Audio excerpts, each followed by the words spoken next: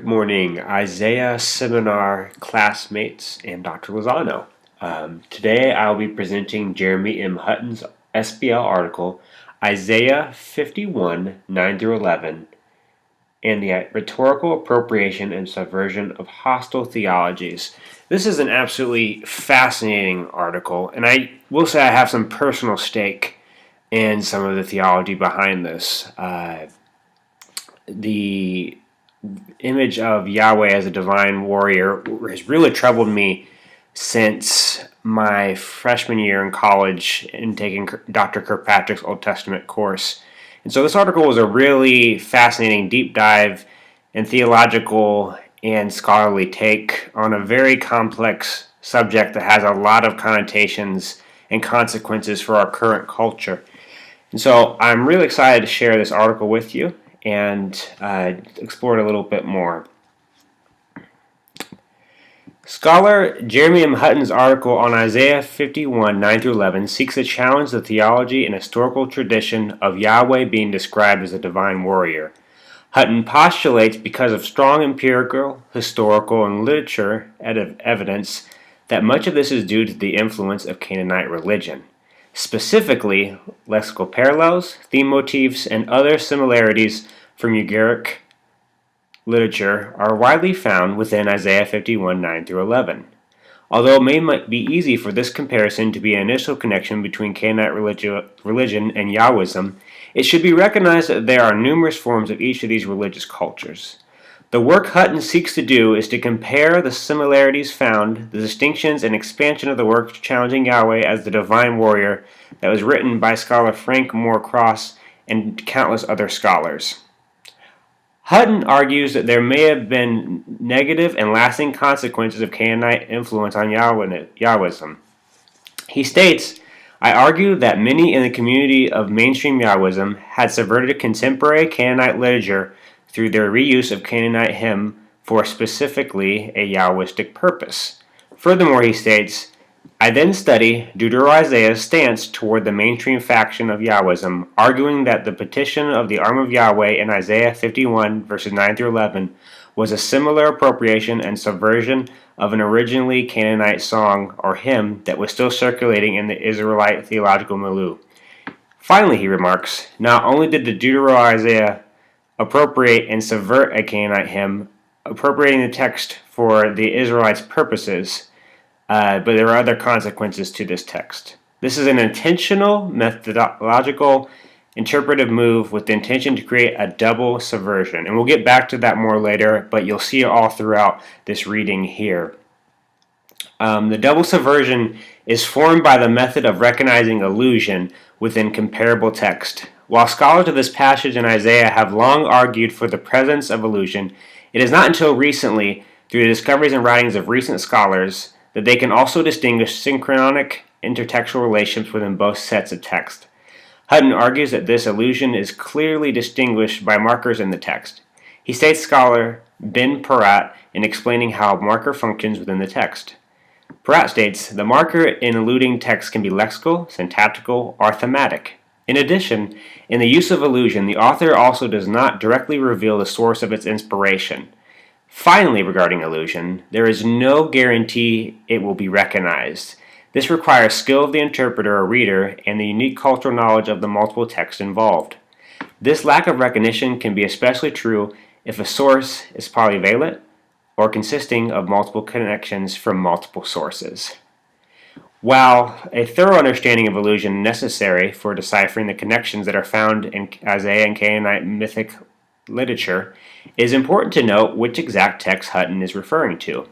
The texts besides the aforementioned Isaiah passage are the motif in Ugaritic literature, KTU 1.3, the third, 38 through 46, Psalms 74, verses 13 through 15, and Psalms 89, 10 through 11.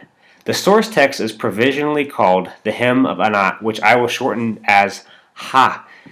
A total of 4 texts will be reviewed through, though it's worth noting that the several other texts could be related to the allusions in Isaiah 51, 9 through 11.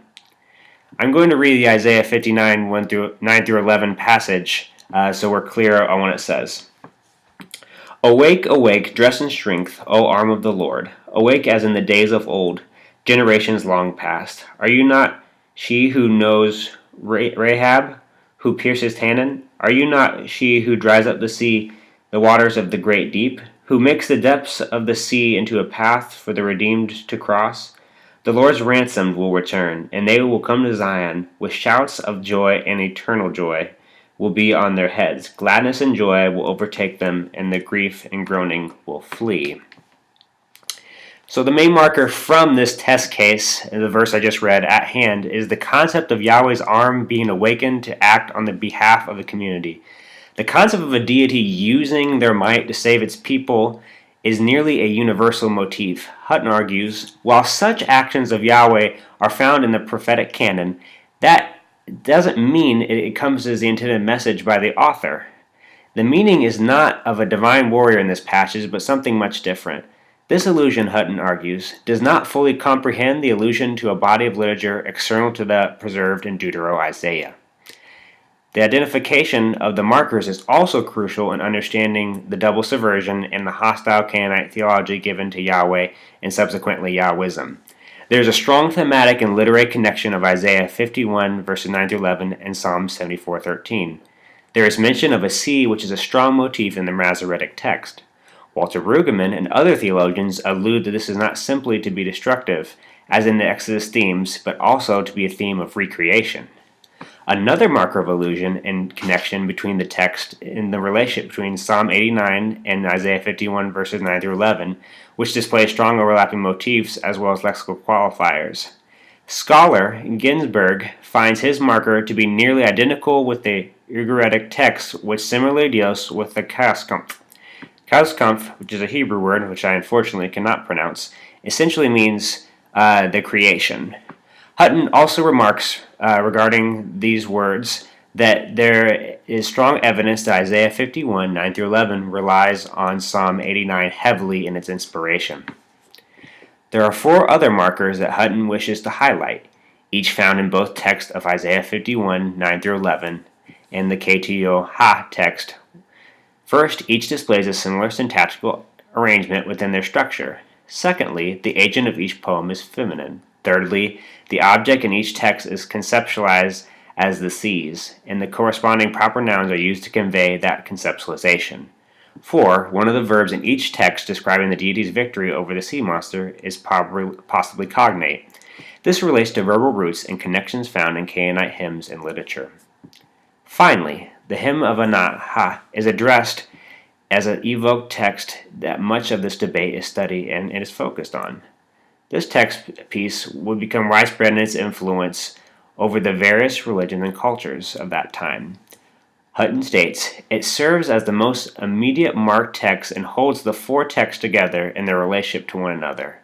While there are several theories of why this relationship exists, Hutton postulates that the mythological matrix in which the text relates to one another is the best case for review, for the others are wildly unlikely, because many of them ground themselves in the occurrence of genetic ancestry of the text, which is nearly impossible. Within the Ha, gender, tense, aspects, and lexemes are highlighted strongly in a way that is distinct and is closely related to the other text. How Hutton suggests the author or editor potentially intends to create the double subversion is through relating the text so closely to Psalm 74 and 89. While some of the readers or scholars would let this be the final say, some would still challenge its relationships to the Ha and its original source. Hutton postulates a second subversion is the use of the primeval Kaskampf mentioned earlier, the creation, which has numerous meanings within the Judahite community Masoretic text and elsewhere. This aligns the Isaiah 51, 9 through 11 text to mainstream Yahwism and works in its favor to create a double subversion. If you're interested in any other sources on this, I highly suggest Crucifixion of the Warrior God by Pastor Greg Boyd, pastors out in Minnesota. He is also from the Anabaptist tradition, which shares a lot of traditional roots with the Church of God and its founding. And so I would highly recommend him as a source, and if you're interested more in this concept. Thanks for listening, and hope to catch you next time.